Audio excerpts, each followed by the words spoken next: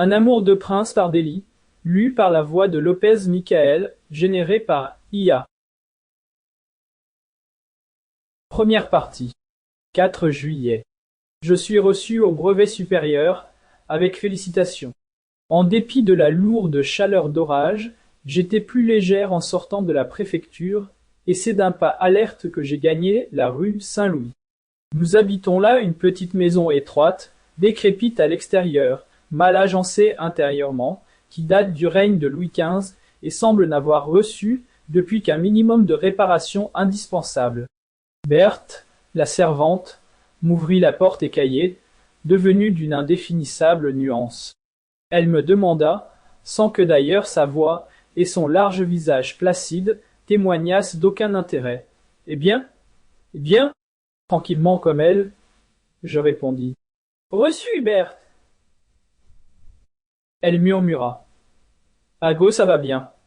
Yo et je montai l'escalier usé, qui craquait sous mes pas, j'entrai dans le salon, grande pièce à boiserie grise à peine meublée de quelques sièges, d'une table et d'une armoire.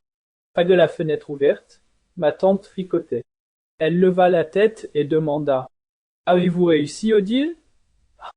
Très bien, ma tante, avec félicitations du jury. Je suis contente, mais j'ai bien chaud. Je m'assis en face d'elle et enlevai vivement mes gants, mon chapeau. Elle me regardait en faisant glisser l'une contre l'autre ses longues aiguilles. Ses yeux pâles clignotaient un peu sous ses paupières ridées. De nouveau, je ressentis cette impression désagréable qui m'a plus d'une fois saisi quand ce regard se pose sur moi. Très droite par nature, j'ai la sensation d'un mensonge se cachant sous la douceur étudiée de cette physionomie, de cette parole lente. Jamais je n'ai aimé madame Herseng, et j'ai l'intuition qu'elle, non plus, ne m'aime pas. Nous vivons néanmoins en bons termes, mais froidement, sans intimité.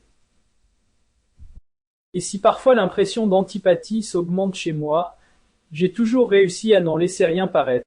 Car enfin, quelle que soit la nature de ma tante, je lui dois de la reconnaissance. Elle m'a recueilli quand j'étais jeune, à la mort de mes parents, et m'a élevé de ses deniers bien qu'elle soit peu fortunée. Voilà des choses qui ne peuvent s'oublier, quand on a un peu de noblesse dans le cœur. Aussi me suis-je toujours efforcé d'entourer d'attention madame Herseng, surtout depuis 2 ou 3 ans où je la vois vieillir, devenir rhumatisante. En outre, elle est la seule parente qui me reste. Seconde. Sample complete. Ready to continue?